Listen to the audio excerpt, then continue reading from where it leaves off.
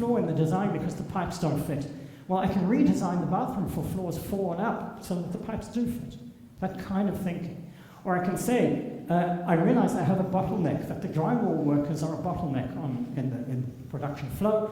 Let me see if I can add workers or change the method. So I can change my plan or my design. We can add another dimension, which is the dimension of processing product. The product is the physical things. The process is the steps we take in, or the process we do to build.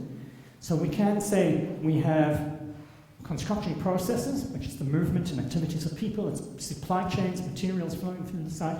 We also have the building as built, so we have our physical processing product. We have, as before, our project status, our project intent information, which is our plan and our product. So our BIM and our construction plan. And then, of course, we can monitor that. So monitoring the PSI as built is some of the things we saw earlier from Buchu with laser scanning of buildings, other methods of monitoring buildings with drones. They produce PSI of as built. But those are the products, but we also need the inputs. So if we want to measure the as performed, there are methods like using Bluetooth and RFIDs to monitor workers' movements, using GPS to monitor the movements of earthworking equipment, and all sorts of other things where we can monitor and measure what the resources consumption was to achieve the buildings that we built. Okay. So now let's go into the slightly more details. The monitoring.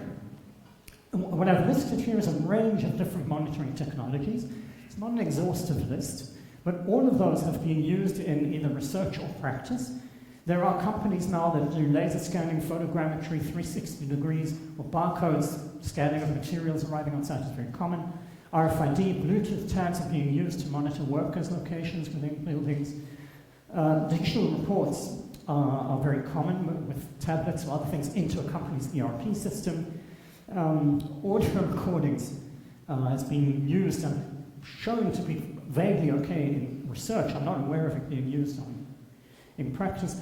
And equipment black boxes are very common. They've been on tower cranes and earthworks equipment for years. So we can get information from those as well. They take these different forms.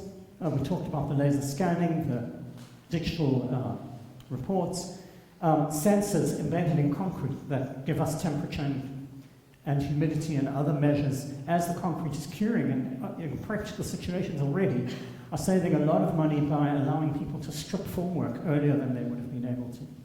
Otherwise, and the same sort of layout using 3D. Now, one of our challenges in this whole paradigm, this whole idea of monitoring, is that what we get from monitoring is we get data. The data is pretty useless for us, at least, and it's useless also for computer algorithms that need to make analysis and afterwards need to help inform decisions.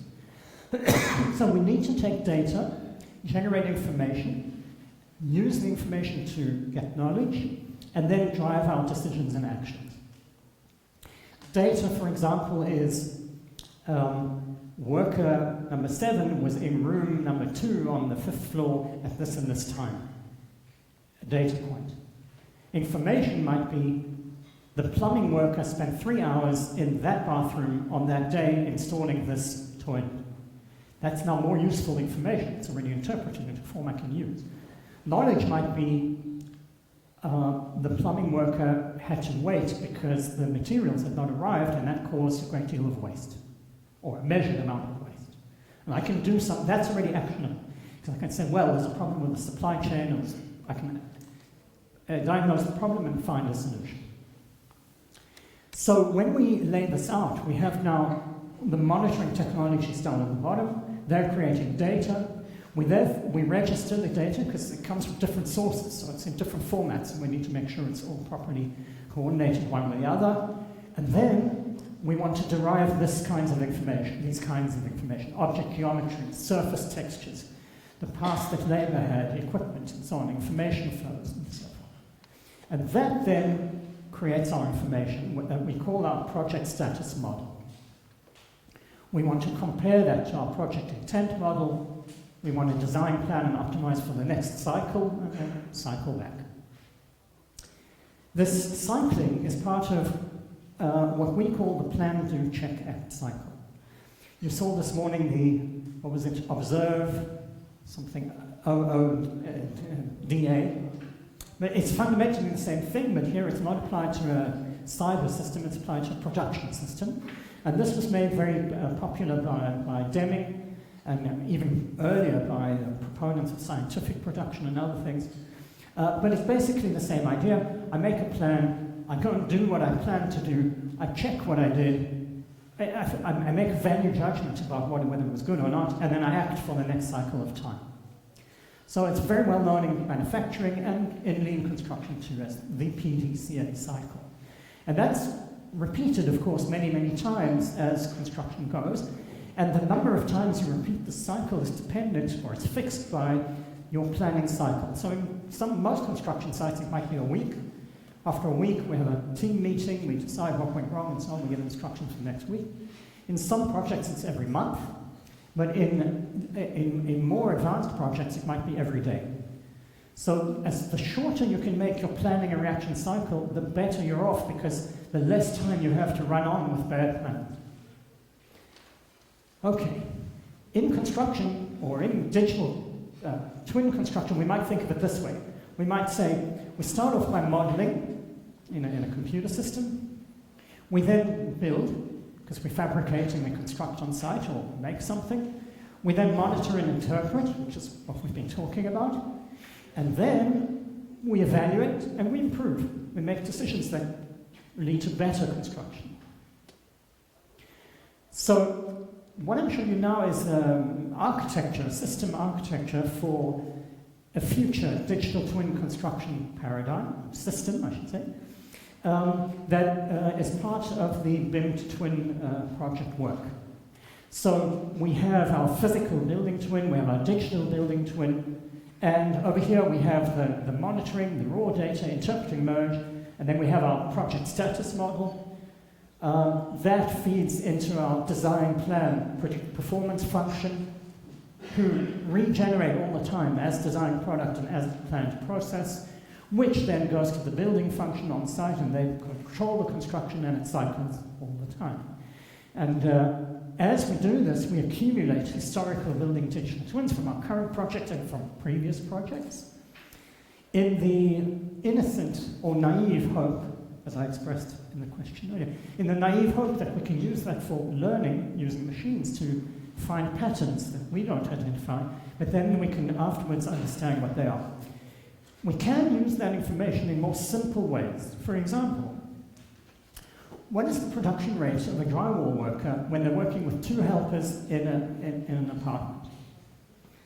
This is, I think, one of the perennial questions. I mean, I'm sure many of you have dealt with this either in industry or in practice. I know that Aaron has, Tyler has. How do you know what the production rate is? Well, it's very context dependent. Are the boards next to them? Are they in the right place? Do they have the right tools? Is the ceiling high? Are the concrete walls straight? Or are they skewed? So many things influence that production rate, and even more the productivity, because how long do they have to wait? How well are they coordinated? How far are they walking? What is their wasted time, which impacts their productivity as well as their production rate? So a lot of that information we could glean from a historical building twin, because if we know exactly where people were at what times and how much they produced over many, many thousands of examples, I can build up the statistics correctly and have probability distributions, and they may even be quite focused on particular conditions. Okay. So this implements the plan, do, check, act cycle, as I said. We have plan, we have do, we have check, and then we have act. You can imagine some of this being implemented in a control room, a bit like this. This is from British construction management company Mace, from a project in Ireland, where they're building a data center. And they're using visiting software, but really the room gets filled up every second day with a production planning meeting, go through the PPC and do the last planner meetings, but it's supported by all of the different technologies on different walls. And this has become, or is becoming, very common practice. One of our colleagues at Imperial College did a lovely piece of work more recently on digital control rooms for construction sites, also with MACE. And so they're already beginning to use these kinds of ideas, which leads us to the next idea. And the next idea is this. And again, I'm fully aware that this is a vision and not a thing to implement tomorrow. But what if I could imagine that I could implement this, in particular, these things, the interpreting merge, very much engaged with AI, machine learning, and so on, but they're becoming more and more sophisticated already in industry. But this part, performance, analyze, and simulate, means I can do what if, just like with my locomotive. Is it going to break down tomorrow? I can say, if I continue how I'm going, how long will it take me to complete the project? What will it cost? How many accidents might there be? And so on. But I can also say, if I add some workers here, remove some workers there, change the supply chain for concrete, change my supply policy from push to pull for drywall, and so on. If I do all that, what will happen? And I can run simulations looking ahead, and then I can say, oh, well, maybe I can figure out a slightly better plan, change my plan, and recycle it through. But actually, that could be done by algorithms too. Now, if that were the case, then it might reduce to the idea where algorithms are doing the planning not on a weekly basis, but it's on a daily basis, and then informing workers or suppliers and so on where and when to bring things. Now, if we could do that, if we could achieve that, I could say, well, those algorithms, they're not resource constrained. They can run 2 projects, or 3, or 10, or 100. And if the algorithms could run